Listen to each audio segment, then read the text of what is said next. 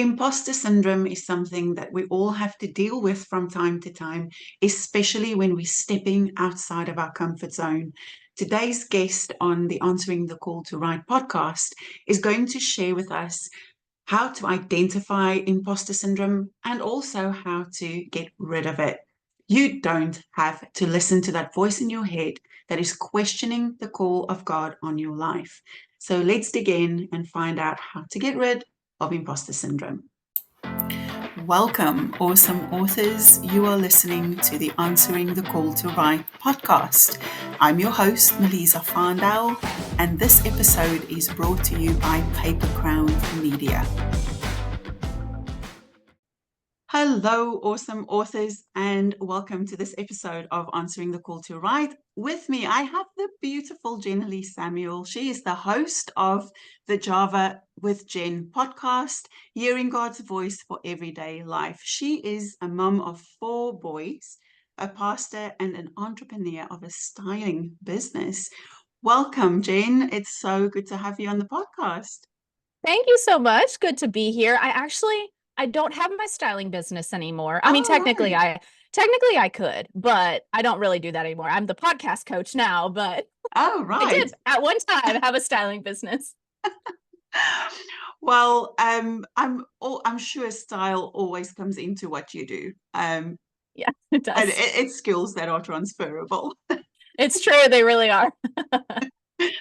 Well, it's really good to have you and to get to talk to you a little bit. I connected with Jen through her podcast, and I was listening to some episodes that really resonated with my heart as an author and as someone who is stepping out of their comfort zone to share their message. So, Jen, I just want to ask you, what made you step into this space of becoming a podcaster and sharing your message with the world?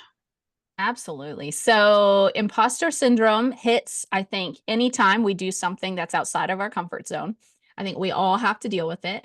But the reason I started was because I had grown up knowing that I wanted to preach. At least around 14, the Lord called me to ministry.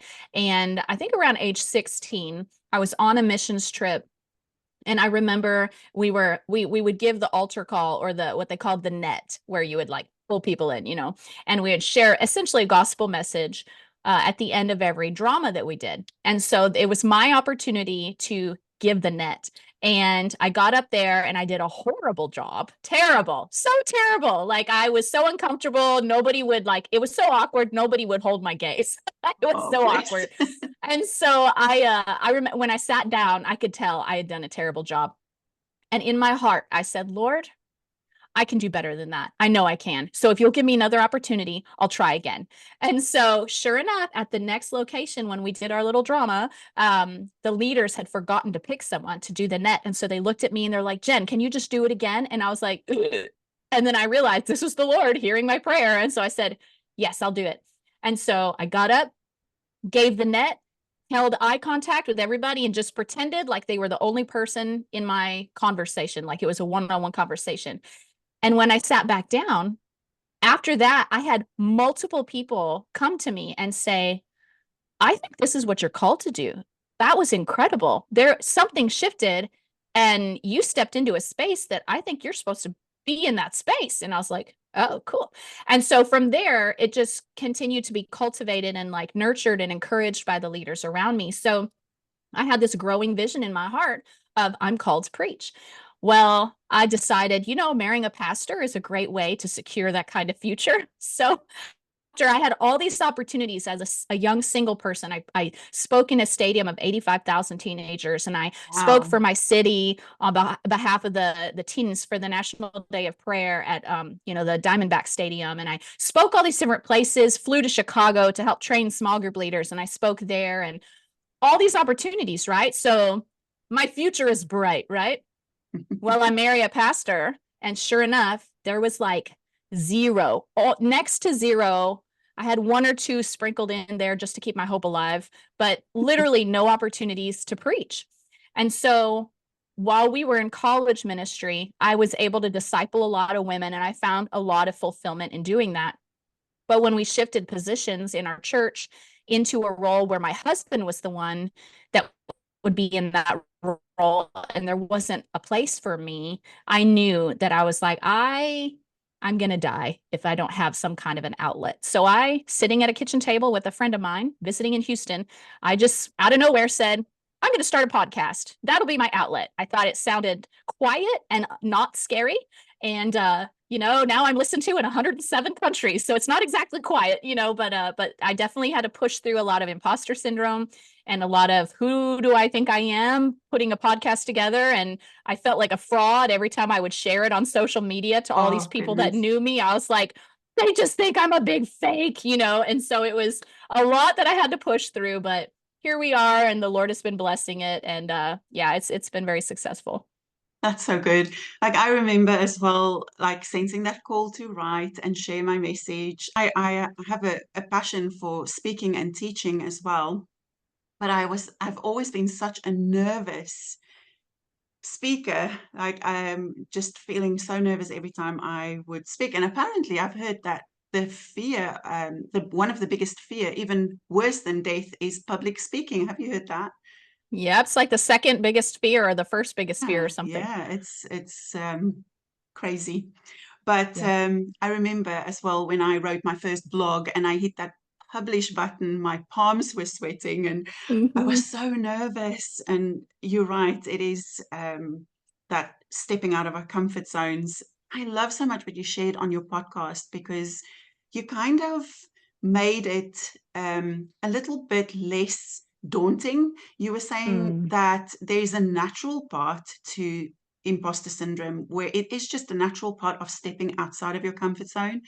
And then you also tackle like the spiritual side of it, as well as your own programming. You were saying it could be all these different things. So it's not necessarily something that we need to be intimidated by, right? But share a little bit about how you kind of recognized that imposter syndrome in your own life. Yeah. So imposter syndrome is a normal human experience because what our brain is doing is our brain is always looking for familiarity because it feels safe. Because it's kind of like, I use the illustration in my episode of, if I arrange the furniture in my house, my brain knows where it is. Even if the lights are out, my brain remembers because there's like a map in my head telling me, okay, walk on this side of the room because you won't stub your foot on the couch, right? And so my brain has a map, and that map makes me feel safe, so I'm not afraid to walk through the dark. But if we rearranged all the furniture and I forgot that I did, and I tried going through the living room in the middle of the night, I don't have a map now, and I'm going to run into something, and my brain is going to go, and so it's going to be a little bit more nervous I'm going to be a little more nervous next time I try to do that until I've learned and found familiarity in the process. And so that's what imposter syndrome is. It's your brain freaking out saying, I don't have a map. I don't have a map. I'm going to stub my toe and make a fool of myself. Right. So it's just like a survival instinct. And so when we can recognize that that's all that it is, then it really helps kind of like diminish how it helps us process it in a healthier way. So the way that I have come to recognize imposter syndrome in my life is usually fear of some kind. I feel anxious or I'm hesitant to try to do the task. I'm really like I have a lot of resistance. Like I know I need to get something done and I'm just real resistant and I keep procrastinating. That's one sign that I'm dealing with imposter syndrome. I have dealt with it in like, I can't even tell you when I first started my podcast and I would publish an episode. There were so many nights I would like toss and turn and wrestle and like have all this anxiety of like how my podcast was going to ruin the world, And I'm like, after a while, I'd be like, that was a horrible episode. People are going to hate it. I need to take it down. I should edit it. I should re-record it, and I would just like all the things. And then people would come to me and be like, I loved that episode. It just touched me so deeply. So I finally learned that it's never as bad as it feels like it's going to be. And then C, like you just have to do it and you learn as you go. And that's the beauty is that yes, it'll be messy, whether you're writing a book or doing a podcast or speaking on a stage. The first number of times while you're learning where the furniture is, it's going to be a little messy. You might stub your toe. It might be a little awkward, but as you get familiar, you grow in confidence, you get some wins under your belt. So recognizing that imposter syndrome obviously is key. Like we need to know what the symptoms are, And I love what you've explained. I mean, I'm an overthinker as well. Once I've put something out there, I always think it can be so much better. I should have said it like this, or I should have written it like that. Um, Yeah. so once you realize that there are some behaviors, or are there any other behaviors that we should recognize with imposter syndrome or thought patterns? How do we recognize it more in our own lives? Yes, absolutely. So there's five main ones that I like to point out just to kind of help people recognize. Sometimes we don't realize when we're living out of imposter syndrome, but if we can see what some of the symptoms are, it's easier to recognize it kind of in like a from an objective position. And so one of the first ones is if you deal with a nagging sense of self-doubt.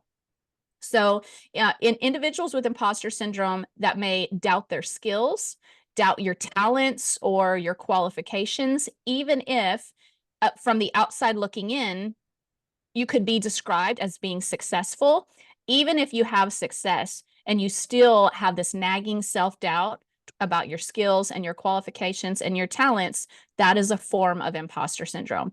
Another one is a fear of failure. This was a big one for me where maybe you have a heightened fear of making mistakes or failing, leading to perfectionistic tendencies and the avoidance of new challenges. When I was young, I loved playing basketball and I probably could have done well, but I never tried out for the basketball team because in my head, I had this one scene that would play out that it would be the last 5 seconds of the game and I would have the ball and I would make the shot and I would fail and my team would lose and everyone would hate me. Like, how dumb is that? That is the reason I never tried out for, but that is like the poster child of fear of failure, right? So that's a type of imposter syndrome. The third one is attributing success that you do experience to external factors, like not being able to receive the compliment. People with imposter syndrome often attribute their achievements to luck, help from others, or being in the right place at the right time, like it was a happy accident, discounting the contributions they actually did make towards their success, right? And that one there's a fine line because anyone with wisdom recognizes that our success is never just because of us, right? It takes a team, people supporting us, like me having a successful podcast. I can't tell you how many times I've wanted to quit, but it's the encouragers and intercessors that I have around me that won't let me quit. They're like, no, this is what you're called to. You need to do the thing. You're doing amazing. Keep going. And I'm like, okay, we can do this, and so it's never just because of us. So there's a fine line there. Obviously, the grace of God is a factor as well. However, if you cannot take a compliment or you cannot look at your accomplishments and look at it with gratitude and an awareness that, yeah, you did play a part in that. If you weren't diligent to show up and hit record, if you weren't diligent to write those chapters, if you weren't diligent to carve that time out of your calendar, it wouldn't have happened. So yes, the ability to recognize that some success is because of the part that you played. If you can never acknowledge that, then you are dealing with imposter syndrome. The fourth one would be, and it's kind of related, but the difficulty accepting praise. So if you feel very uncomfortable when people pay you compliments, maybe you dismiss them or you dismiss the feedback as insincere or misguided, or people are just lying to you to make you feel better. If you deal with all of that, that's a type of imposter syndrome. I have definitely experienced that. Some people, it's if someone gives you a compliment and you respond with excuses like, oh no, that was not, that was a mistake, like that was just someone, and you're just constantly trying to deflect to somewhere else and you can't just say, thank you, I appreciate that. Then you're dealing with imposter syndrome. And then the last one would be a constant striving for perfection. And so if there's a relentless pursuit in your life of perfection and high standards, accompanied by a fear of being exposed as inadequate if these standards are not met, then you're dealing with imposter syndrome in the form of perfectionism, right? And so we want to strive for excellence. Excellence is different than perfectionism. Perfectionism is when we have this perfect standard we're trying to meet that we inevitably will never fully quite meet because rarely can we ever achieve perfect, right? But excellence is when you do the very, very best, with the least, not the least amount of effort, but you do the very best with the resources and the knowledge and the skills that you have. That's excellence. You just always are doing your best. And so perfectionism, where you just never quite can cut the mustard, you never quite make it because your standard is way too high, that's a type of imposter syndrome. So those are the 5: persistent self-doubt, fear of failure, attributing success to external factors, the difficulty accepting praise, and constant striving for perfectionism. Yeah. Wow. I think there's so much in there that people are going to relate to. I know I have in some way or form experienced probably all of those in different areas of my life.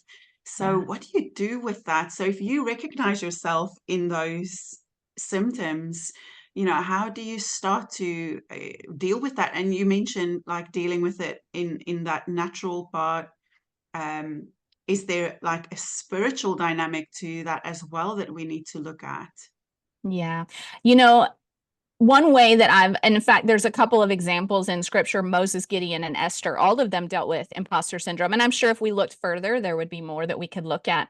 But what I appreciate is that all 3 of them, when they were unsure, Moses, Gideon, Esther, Moses, he was like, God. And so God gave him Aaron to go with him because Moses was unsure he could speak. Gideon had some imposter syndrome in that he was like, Lord, I need some confirmation. I don't know if this is you. And so God brought multiple confirmation. Gideon had laid out a fleece, and then another fleece, and then I think a third fleece. I don't remember, but I think it was 3. And then he overheard a dream from someone in the enemy's camp. And so he just asked for multiple confirmations. And then Esther, she said, you know what, have the people fast. And then she consulted the king once, consulted the king twice, and then finally made her request. So I feel like all of that shows us that imposter syndrome is a human experience. It also shows me that God is not intimidated by our humanity. He didn't shame any of them. He met them where they were, and he was like, okay, you need a confirmation, here you go. Moses, you don't think you could talk? Okay, here's Aaron. Esther, I'll have the people fast. Like he met them where they were.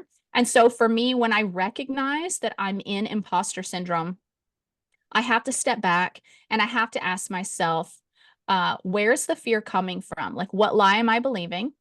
And then I ask the Lord. Sometimes I need a confirmation depending on what the situation is.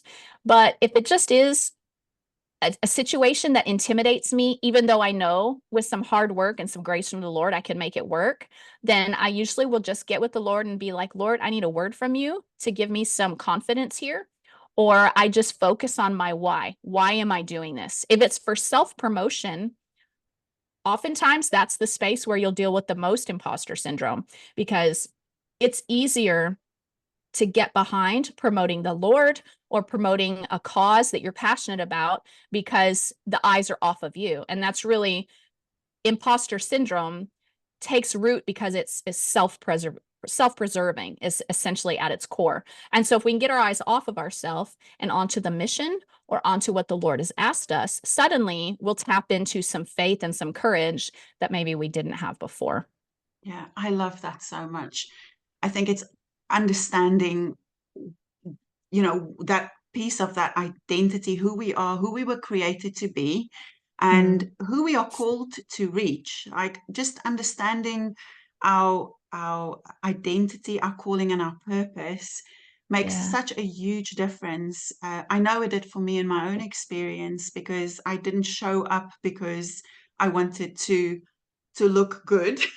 I showed up for that person that I felt the Lord's compassion for, and then it's less scary Yeah. because the attention isn't on me, but really on that person that you are trying to reach with your message.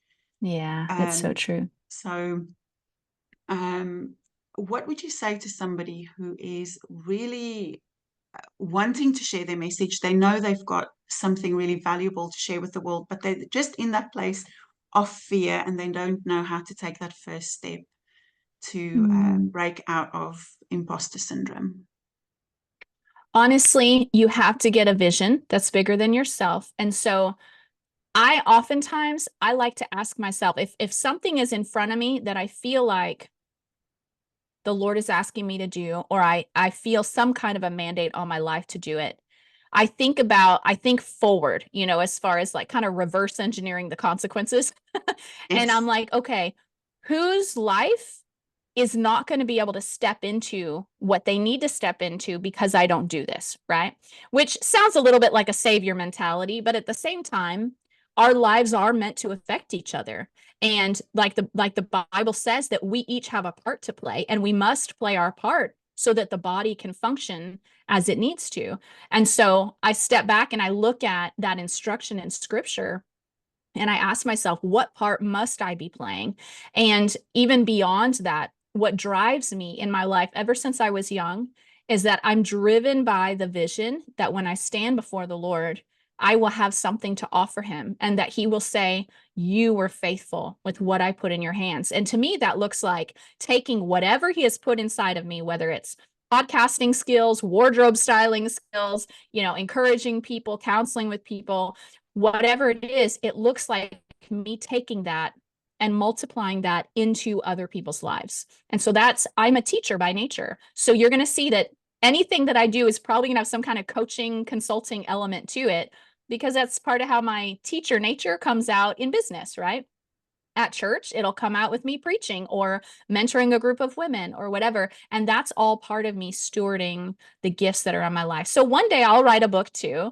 I haven't done it yet, but when I face down with that imposter syndrome, I'm going to lean into God, what have you spoken to me? That is the why I need to do this. And so just like you with the paper crowns, that gave you a vision for pushing past imposter syndrome, right? And so we all have to have that um, commissioning from the Lord for the things that we do to be able to lean beyond fear, in my opinion. I think having a word from him changes everything. Yes, absolutely. I totally agree with that. I look back at what I'm doing now and I'm thinking, oh my goodness, I can't believe I'm actually doing a podcast or wrote a book and put it out there for people to read, because it just wasn't something that came naturally to me. But Yeah. you're right. It is, you know, just getting that vision from the Lord, getting that word from the Lord.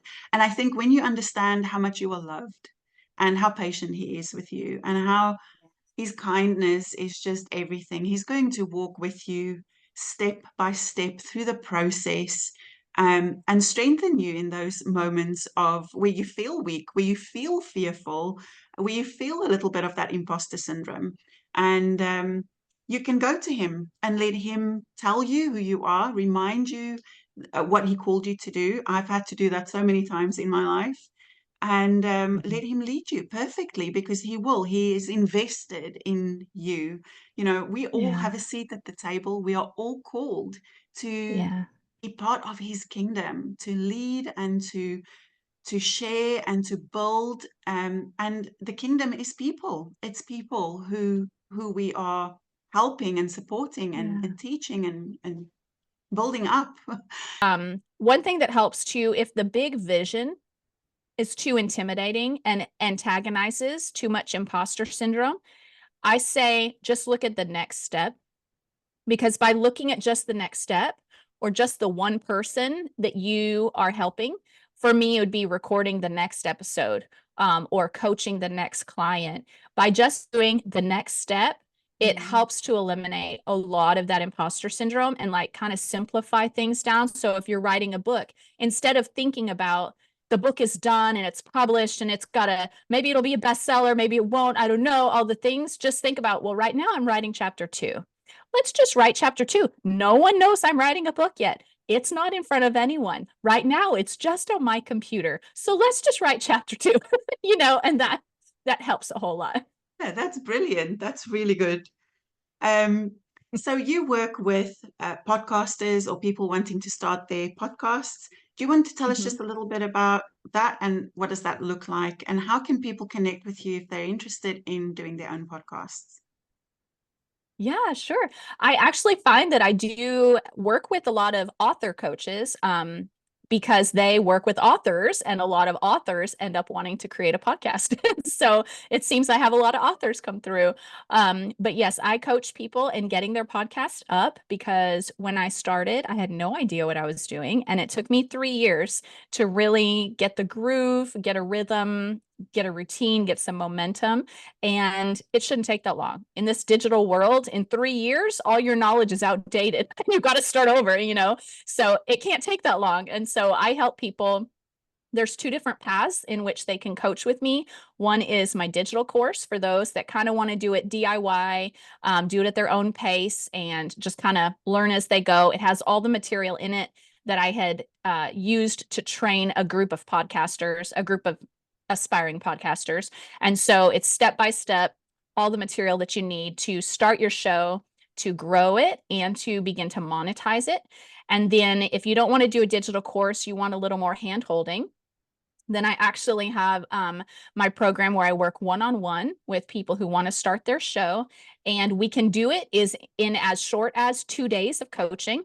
Or we can kind of stretch it, like break it up and stretch it out over a few weeks, so that within 30 days your show is up. And that is 100% one-on-one with me to get through every part of the process. And so I enjoy both of them. And then I also have a podcast network for anyone who's listening who may already have a podcast, or for anyone who starts a show and then they want to be a part of community and have continued mentoring. That's what the podcast network is for. All my mastermind students, they didn't want to stop coaching with me once they've gotten their shows up. And so they asked me to do something. And so I created a podcast network. So I coach monthly with that. And anyways, the whole mission is to help them get their show up and make it a success. That's the mission. That's awesome. That's a brilliant mission. So, Jenilee, thank you. I'm going to add all those links in the description of this podcast episode. And so feel free to have a look and link up and connect with Jenilee if you're interested in starting a podcast. We're also going to have a bit of an extended conversation about imposter syndrome and how to tackle that as an author in the Paper Crown Media subscription. And you will find some links in there as well to connect with Jenilee. So you can listen to us at the Paper Crown Media subscription. The link is in the description, and we would love to connect and hear about your journey. What has God been birthing in you? What is the message that's burning in your heart? We believe that you are the light of the world, and at Paper Crown Media, we are here to help you shine. So, Jenilee, thank you for joining me on this episode. Absolutely. It was good to be here. Thank you for having me. You're welcome. And thanks to everybody listening. We'll see you next week, same time, same place. Bye.